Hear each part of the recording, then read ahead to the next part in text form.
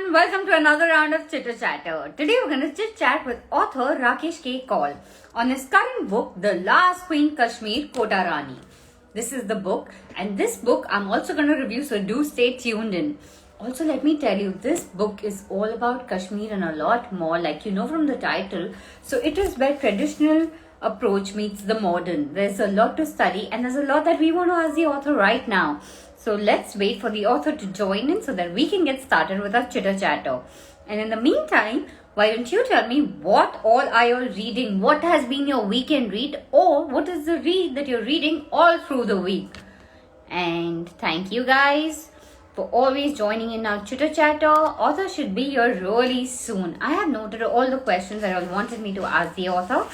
And besides that, if there's something more that you want me to ask, then please feel free to comment on the comments, and if I can, I will definitely ask him. And the author should join us super soon. Okay, so he should be here soon. Also, people, festivals have finally started, and like you saw yesterday, our live was about festivals. The Ray of Hope, a book that spoke about festivities. What are your plans for Holi? Are you all celebrating it this year? What are you all going to do? And I hope the author can join this time because I sent him a request, and author has just joined in a wave. I have sent him a request again. Rakesh, sir, can you just see if there's a plus sign, a camera sign? Can you send me a request, because I'm trying to send you a request, but I have accepted the request you've sent me. So I hope this time we get connected and we get started with our chitter chatter. This is called Insta glitch. There are times, no matter what, we can't help. And again, it's showing that he's unable to join in. Oh, don't know what is happening. Why is Insta doing this to us today?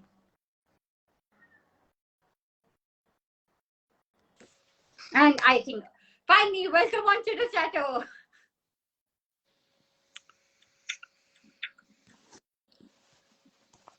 Hello, can you hear me and see me? I can hear you, I can see you, and finally you're a part of my Chitter Chatter. So thank you so much for joining this Chitter Chatter, where we are going to chit chat about your current book.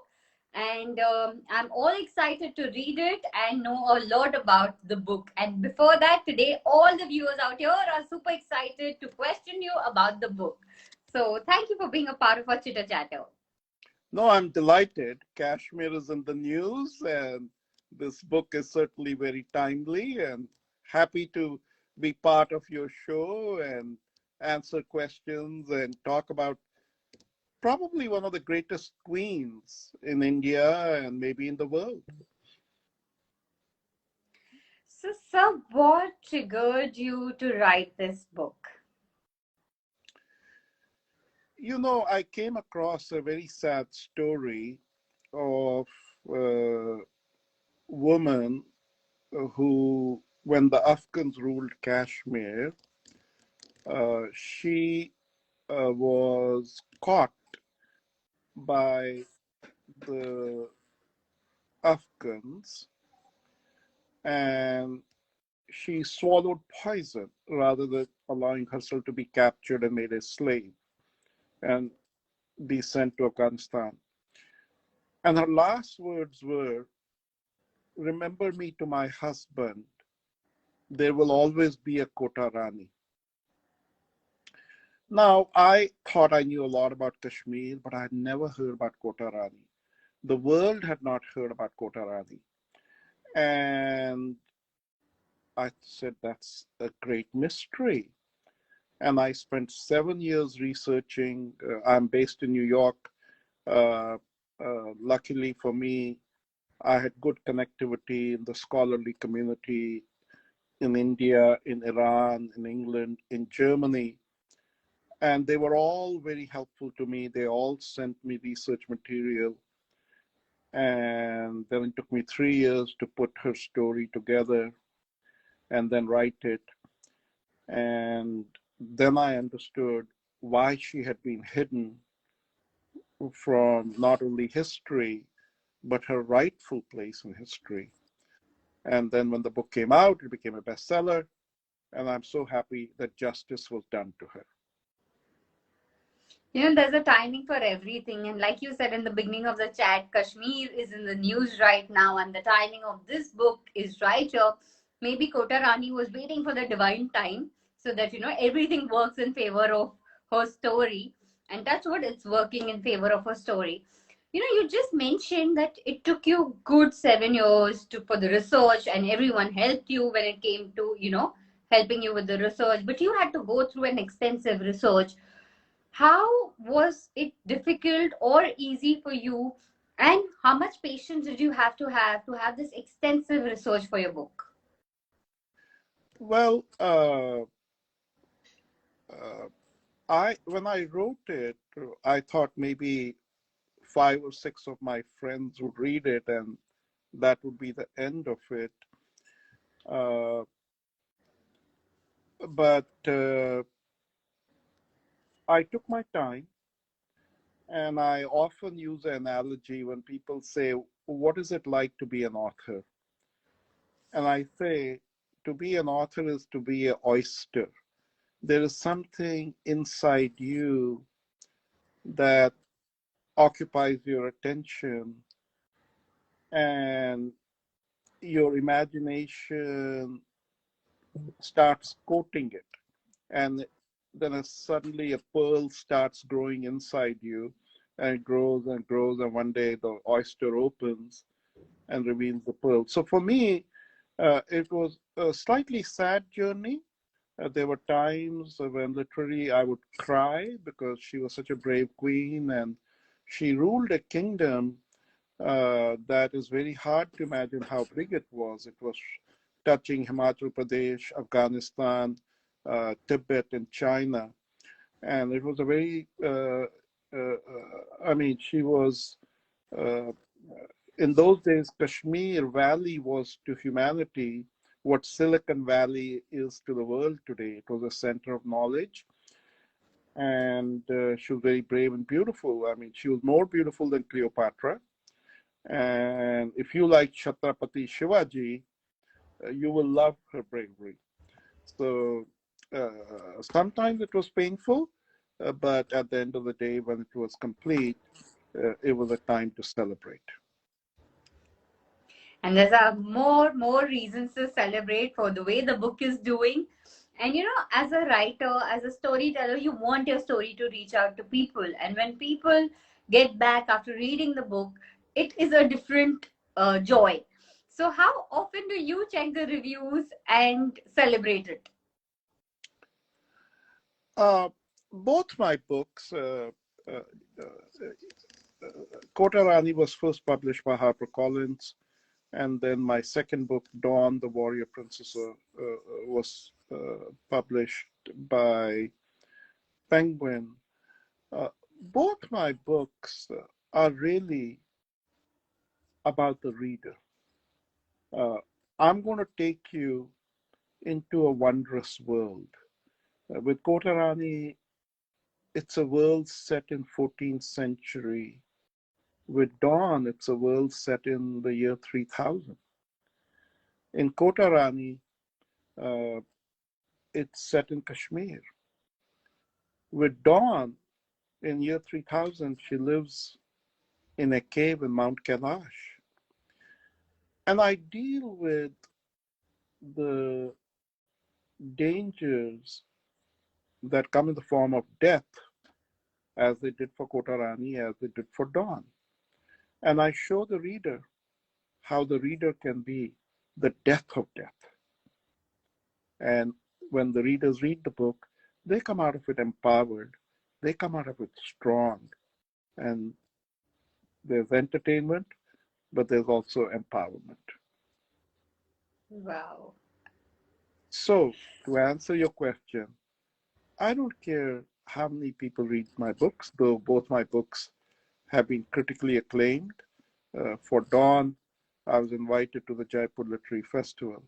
What I do care about is that every single reader that reads the book walks away saying, wow, as you just said. That's what I care about. And so while I'm gratified at the success of both books, I really want to have each reader be very happy. And my promise is give me 2 hours and I will give you the universe. So, guys, what you have to do is first buy your copies, then give it the few hours, and then also DM and spread the word what you liked, what you loved, and tell us all about what you liked when you started your journey when you were reading The Last Queen of Kashmir. And back to my next question, you know, as it's all about storytelling, it becomes very difficult when you're writing a true story. There's so much that you've read, and obviously, you can't even put everything in the book because a point comes where you need to edit stuff. How difficult was it for you to edit this book? Uh, it was very difficult because when I first wrote it, uh, it felt very artificial to me, and I threw away entirely what I wrote. And I said, "What is the problem?" And I realized that the problem was I was trying to write in English a story that was set in 14th century Kashmir. So I said, no, I want to make this authentic. But at that time, in Kashmir, the language was Sanskrit. And I didn't know Sanskrit. So what to do? And if I had learned Sanskrit and written in Sanskrit, nobody would have read it. So I said, okay, no problems. I am going to study what our classic Sanskrit literary principles were. And I spent a year studying them. So Kota Rani is the first novel written in English language completely based on our Indic literary principles. And when I wrote it, it was 700 pages long. That's And long. to your point, and that's where a good editor really earns their keep. And one of the things I really recommend to your readers or viewers who someday want to write, and I hope they all write stories, what I would say to you in India, authors do not appreciate the role of a good editor. My editor said to me when I went to him, he smiled. He said, Rakesh, I got your 700-page manuscript. I know it's your baby. I know you spent 10 years on it. Now prepare yourself. I'm going to chop up your baby. And you're going to cry. But we are going to, like a diamond, even as we cut it, we're going to polish it. And that's what happened. And so an editor is the one who really helps you figure out what to include and what to take out.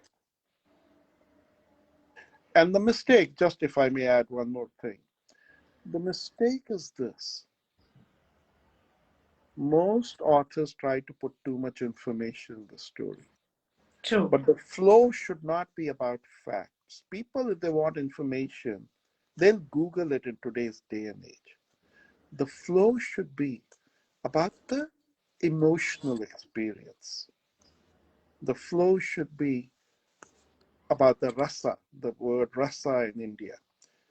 And that flow should not be broken in any way if you want to keep the attention of the reader so that the story becomes what they call a page turner.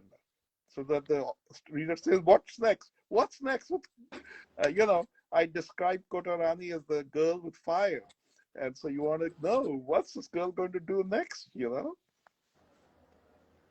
So what next is our one viewer, especially asking Mayur Mathur here. He himself has written a book on fitness, and right now his question is writing a book which is period based. What does it entail for a writer to do? Uh, if it's period based, there is no substitute for research. You have to be authentic. And many of my readers, you can go on Amazon and read the reviews, uh, have commented that when they read my books, they feel like they are literally present in that scene. And how do you create that feeling? You create that feeling through paying attention to the God of small details. Now, how does the God of small details reveal itself? It reveals itself because if you are present in the moment, anywhere, all five of your senses are engaged. Your nose is smelling something, your eyes are seeing something, your ears are hearing something. All of that has to be communicated. And so when people feel that they are smelling what it is like to be in the 14th century, or they are hearing the sounds of the 14th century, then they feel transported. Then they feel transported. And then you, as a writer of a period piece, have succeeded. So that is our answer, Mayur. I hope that has been enough for you. If anything more, you can always DM the author and he can help you with a lot more explanations. Well, you have received compliments that you have done for Kashmir what Sir Walter Scott has done for Scotland. And how does it feel receiving such compliments? Let me add one more point to Mayur.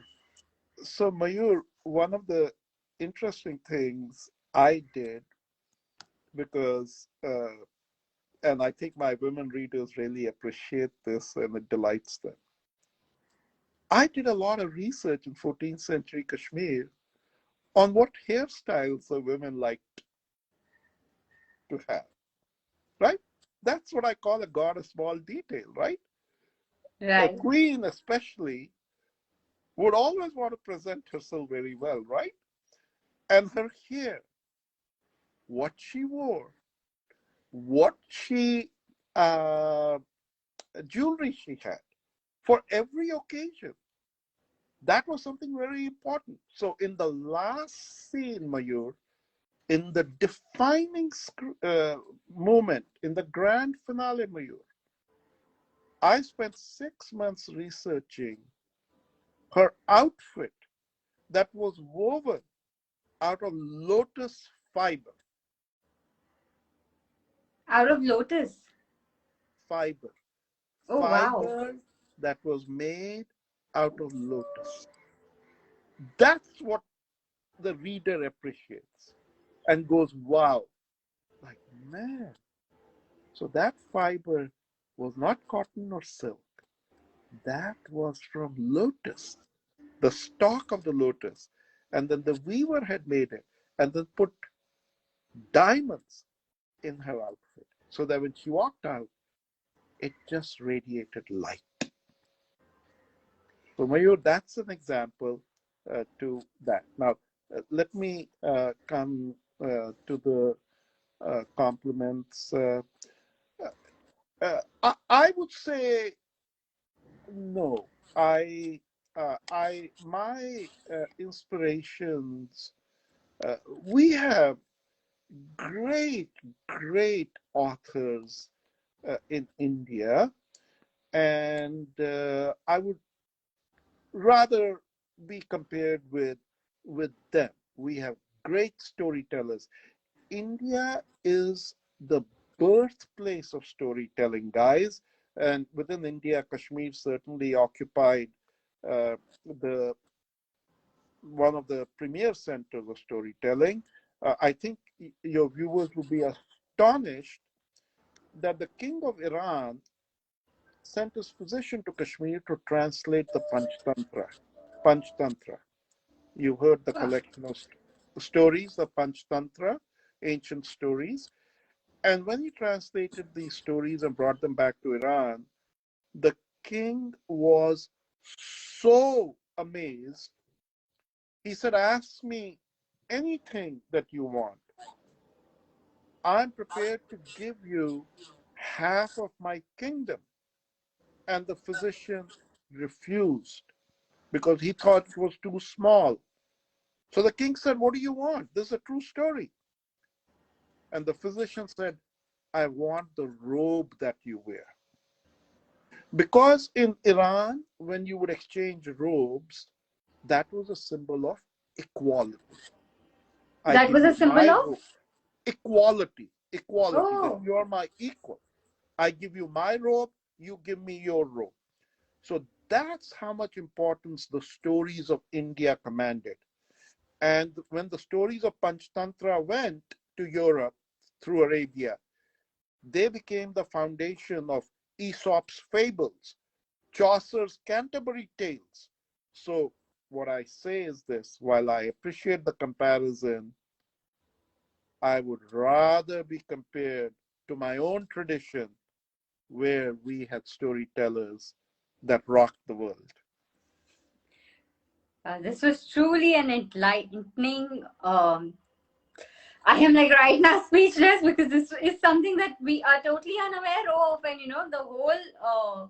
I'm just like I just have to say thank you for sharing this story with the viewers and with me, because it is such an enlightening story that we are not aware of. We know, we read, and we say yes, India is rich in heritage when it comes to stories and all, but this is something totally. I'm sure besides me, all the viewers over here also had a lot of hearts flowing in your way at that time. They're sending in thumbs ups.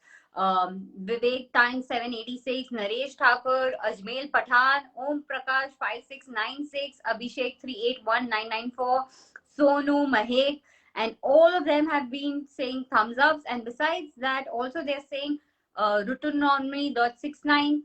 Damn, you're talking some interesting stuff. I totally agree. I'm like totally speechless. Like somebody who was on chitter chattering is suddenly like, okay, and what more? Like I just want to keep listening and learning stuff.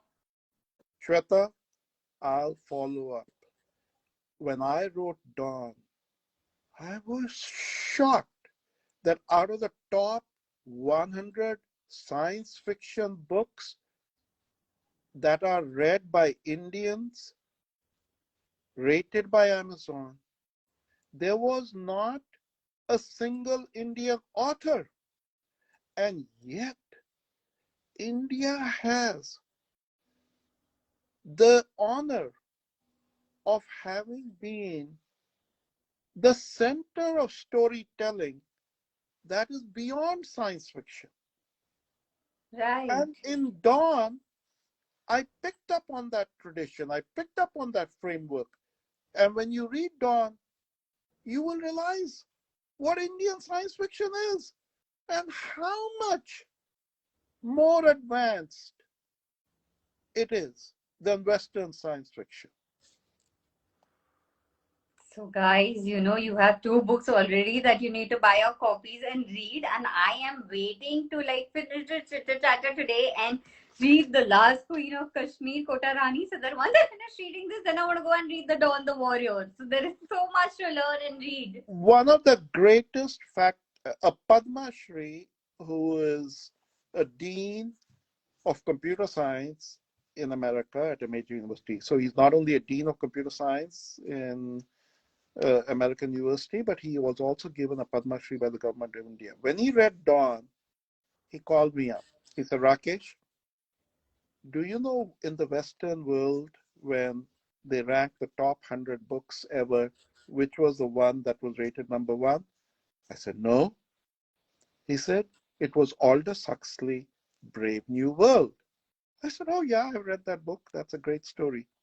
And he said, your story, Dawn, picks up and starts where Brave New World stopped. So you have some great traditions, and Kotarani and Dawn are two great stories. Kotarani is about your memory, Dawn is about your imagination. Well, we have your Vadik Shaisadi saying, I read Dawn, it's so connected with the real world. And we have a lot of people saying that they have loved Dawn and they're looking forward to read your next book. They are huge fans of you from the time they've read The Dawn of Princess. And yes, there are a lot of hearts flowing your way with a lot of love because they are saying that, they can't wait to. Kota Rani and Dawn are testimony of our culture, is all that they all want to say. Yes, and uh, folks, here is thanks for the hearts. So here is a love message from my heart to you. In Kashmir, we maintained that when we were born with only one birthright. Only one birthright. And that birthright was to be all that we want to be. Whatever we want should be fulfilled while we are alive, not after we die. No, no. In Kashmir, it was very much, I want it all and I want it while I'm alive. And so the stories that were written in Kashmir were designed to unlock your full power. That's what these two stories do. They're ultimately about you, the reader, and unlocking your power. How That these is stories something do, that how I these want the stories viewers to do, highlight. how these stories do that magic, you have to read the stories. But I am the first author that will tell you that in India we maintained that the greatest technology for those of you, I often speak because I'm an IIT graduate, so I often get invited to speak to technology graduates. And I say to them, the greatest technology ever invented was the Indian story because it moves your body, your mind, your heart, and your spirit. And only Indian stories would do that all. No other technology does all that. Well, I have to say that today our chitter chatter with the stories that you're sharing with us is moving us completely. Like, I am literally spellbound with the stuff that you've shared with us, and I have to thank you for it. Absolutely. Movement is key. Some of your folks know about Ayurveda, about health, the Indian health system. Do you know in the Indian health system, we don't define health in terms of fitness? We don't define health by any of the Western metrics. No, we define health in terms of movement. Charaka, the first author of Ayurveda, he described health as movement. Every part of your body should move in the way that it was designed to. So movement is important. And in our arts, when you go to the first text that was written in Kashmir, Charaka was written in Kashmir, and Natya Shastra was written in Kashmir by Bharata. What are our arts about? Our arts, Bharata says, our arts are about movement.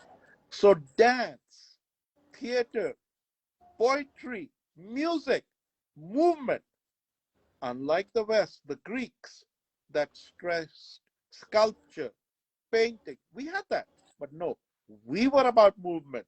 So one thing I guarantee you, when you read my stories, you will be moved. So, how much have you moved as a writer from your first book to your next book? Each time I write, I I grow as a writer.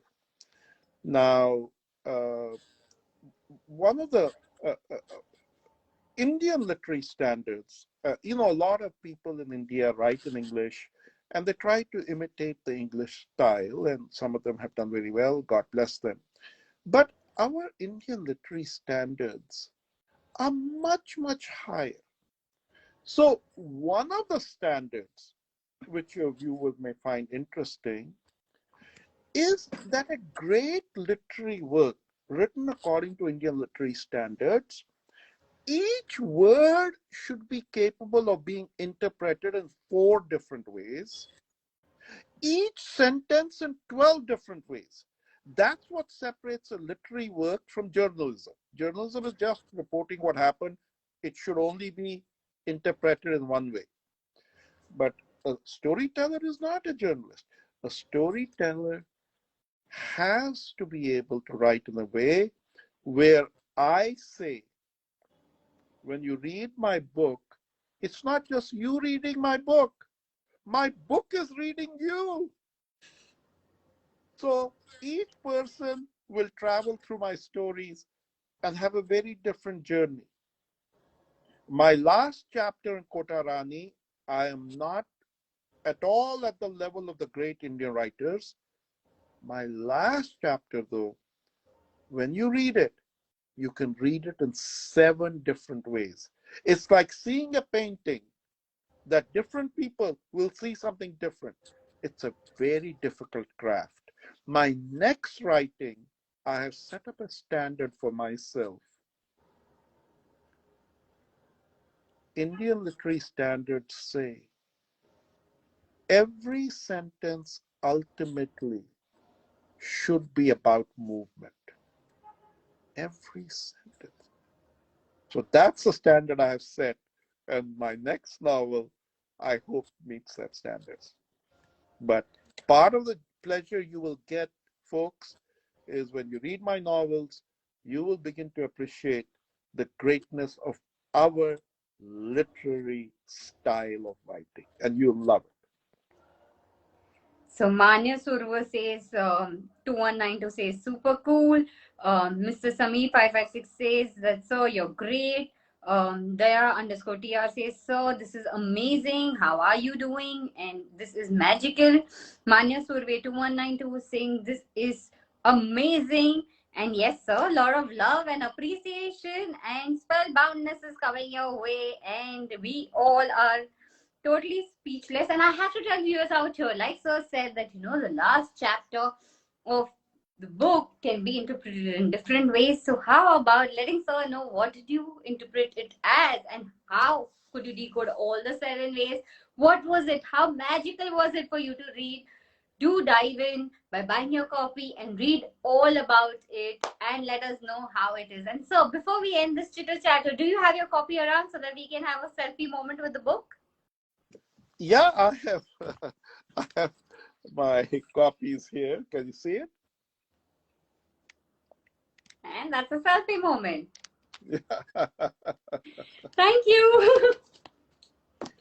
And thank you for having me. I appreciate it.